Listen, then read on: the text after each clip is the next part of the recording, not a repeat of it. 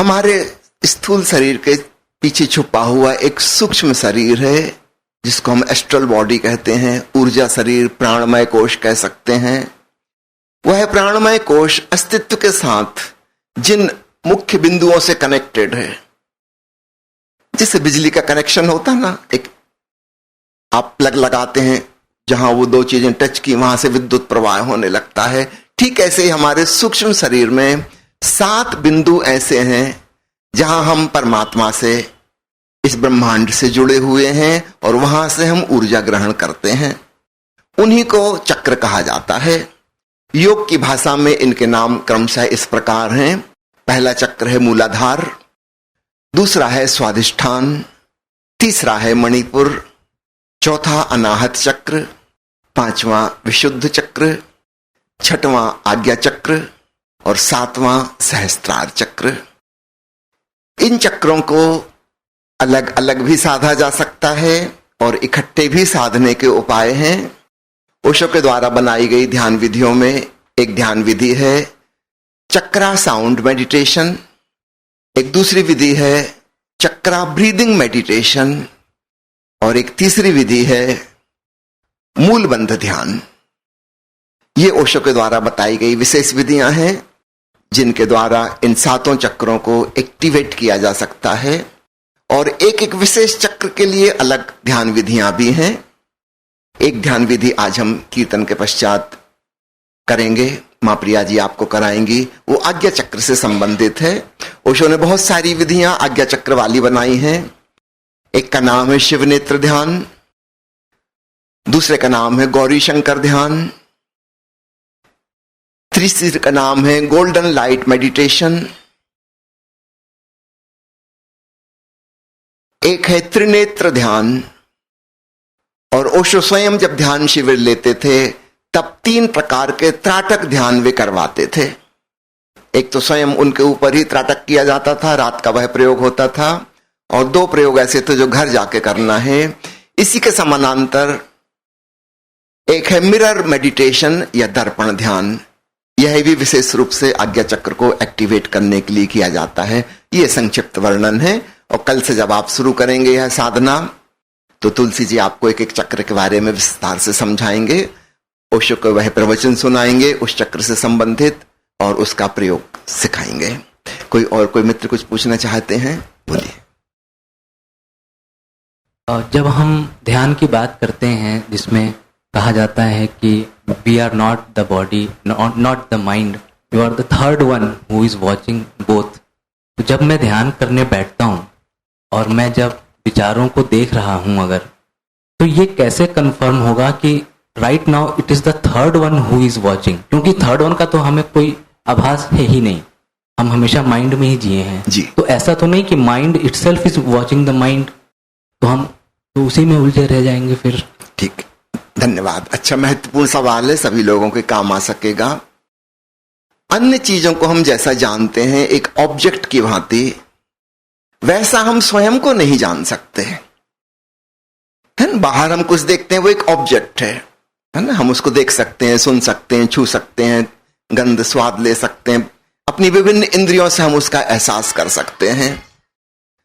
भीतर वो जो दृष्टा चैतन्य है जिसको हम तीसरा कह रहे हैं या और अच्छा हो तुरी कहें, जो सबको वाच कर रहा है, वो एक सब्जेक्टिव फीलिंग है,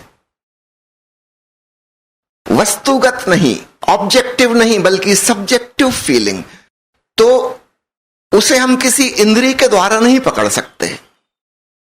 तो वो एहसास, वो अनुभव ऐसा नहीं होगा जैसा संसार में हम अन्य चीजों का, अन्य व्यक्तियों का, परिस्थितियों का अनुभव करते हैं। इससे बहुत डिफरेंट होगा। एक सब्जेक्टिव फीलिंग, एक आत्मगत अनुभूति, स्वयं के होने का बोध, वो जो जानने वाला तत्व है वह जान रहा है कि ये रहा शरीर, वो रहा मन, वो विचार कभी कभी आते जाते, ये कुछ भावनाएं आती जाती, कभी कोई भाव भी नहीं, कभी कोई विचार भी नहीं, फिर भी मैं हूं। वो मेरा होना किसी दृश्य पे निर्भर नहीं है। कुछ क्षण आएंगे जब कोई भी विचार नहीं है, भीतर के सारे दृश्य विदा हो गए, लेकिन फिर भी वह वो जो जानने वाला है वह तो मौजूद है। हां, वह कोई ऑब्जेक्ट नहीं है। इसलिए हर ध्यानी साधक को यह वाली भ्रांति, एक इल्यूजन पैदा होता है कि कहीं मैं कोई गलतफहमी में तो नहीं हूं, कहीं ऐसा तो नहीं कि मैं उस चीज को नहीं जान रहा हूं, क्योंकि कुछ दिखाई तो देता नहीं, कुछ पकड़ में तो आता नहीं।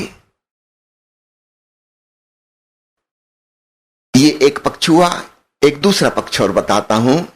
बाहर के जगत को हम अपनी इंद्रियों के माध्यम से जानते हैं। अगर आंख ना होती तो मैं आपको नहीं देख सकता था, कान ना होते तो आप मेरी आवाज ना सुन सकते। ठीक इसी प्रकार अन्य इंद्रियों के अनुभव हैं। भीतर का जो अनुभव है, अनुभव करने वाले का अनुभव, वह अतीन्द्रिय अनुभव है।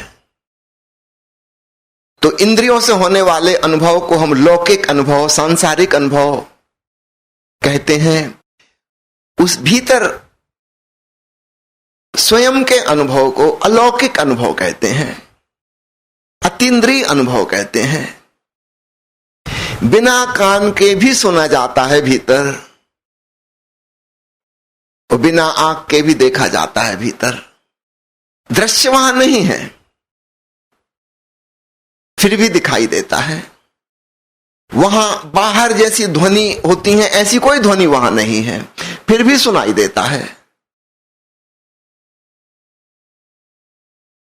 वो जो सुनाई देता है उसको ही अनाहत नाद कहते हैं, एक ओंकार सतनाम कहते हैं। वो जो भीतर दिखाई देता है उसी को ही परमात्मा का प्रकाश कहते हैं। वहां कोई डुअलिटी नहीं है दृश्य और दृष्टा की, ज्ञाता और ज्ञेय। जय कृष्णमूर्ति जिसे कहते हैं, where the observer becomes the observed. जानने वाला वही हो गया जिसे वह जान रहा है। कोई द्वैत नहीं, कोई दुई नहीं।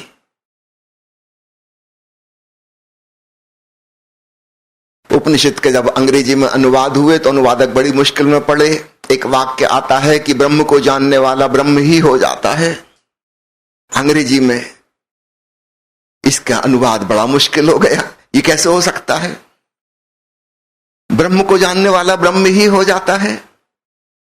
भीतर कोई द्वैत नहीं है। याद रखना, अगर भीतर भी द्वंद्व हो, द्वैत हो, तब तो फिर वहां भी बंधन हो जाएगा। दूसरा मौजूद है और दूसरे की मौजूदगी में हम स्वतंत्र नहीं हो सकते। आपने कभी गौर किया, आप बाथरूम में बड़े मजे से गीत गुनगुना रहे हैं,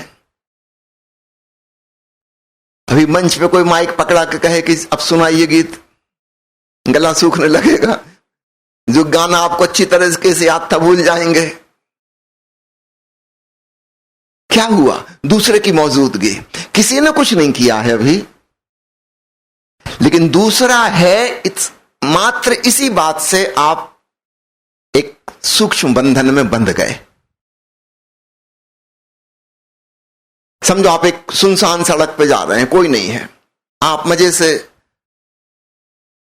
मॉर्निंग वॉक का आनंद ले रहे हैं, कोई नहीं है सड़क पर, और तभी आपने देखा एक फर्लांग दूर एक गली से एक आदमी आया, वो आपकी तरफ आ रहा है।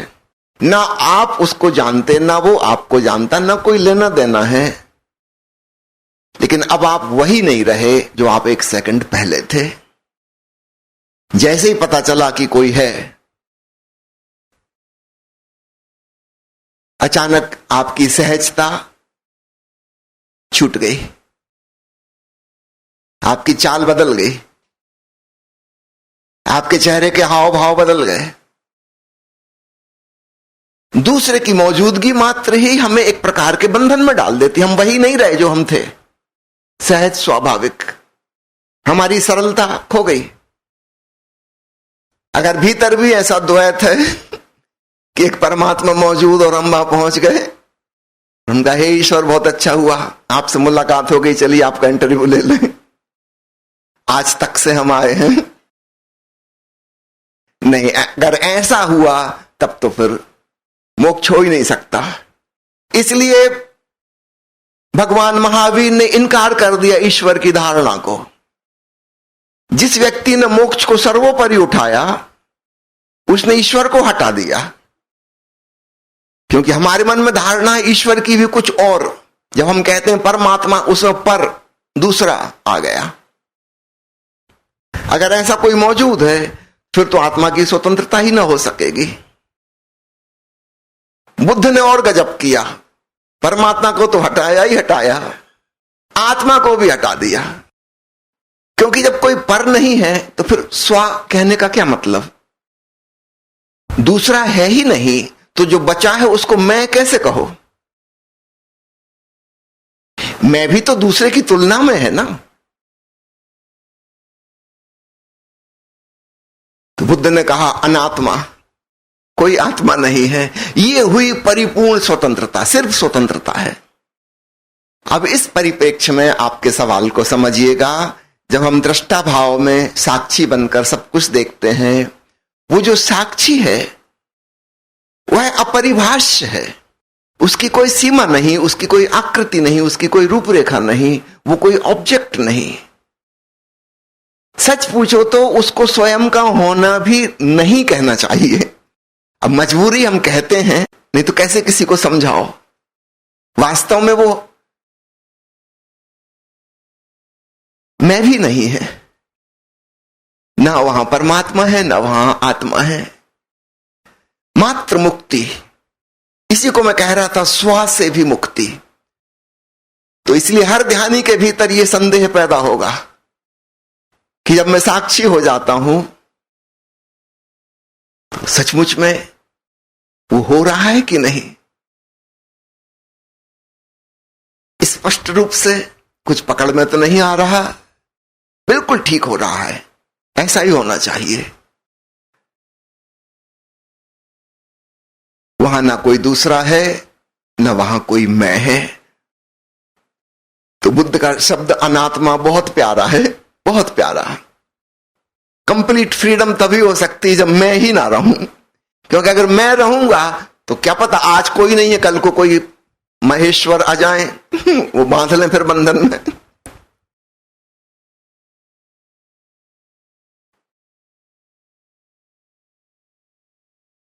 अच्छा है, मैं भी जब नहीं रहूंगा, अब बंधने का कोई उपाय ही ना रहा। तो चैतन्य है अपनी परिपूर्ण स्वतंत्रता में है, और उसका अनुभव, वह जो अतीन्द्रिय अनुभव है, वह अनहद नाद के रूप में है,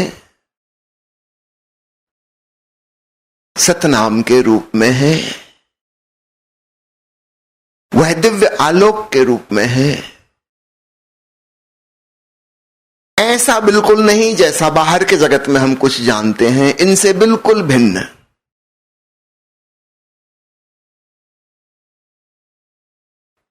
उसे समझाना बहुत कठिन है, जानना सरल है। जब आप भी जान लेंगे आप भी नहीं बता पाएंगे, क्योंकि ये बताना उन लोगों को है जिनको ऐसा कुछ भी अनुभव नहीं हुआ। बताया नहीं जा सकता। हां, जानने के लिए प्रेरणा दी जा सकती है। तो यहां ये जो ध्यान केंद्र का उद्घाटन हो रहा है आज, 3 साल के लॉकडाउन के बाद खुल रहा है इसका ताला। तो आपके भीतर का भी वह ताला खुले। आप सब लोग साधना कीजिए, इसकी प्रेरणा दे रहा हूं। तो ये तो मैं जानता हूं कि जो मैं बताने आया हूं वो मैं नहीं बता सकता, उसमें तो कंप्लीट 100% फेल्यूर। वो मैं पहले से ही जानता हूं कि नहीं बता पाऊंगा।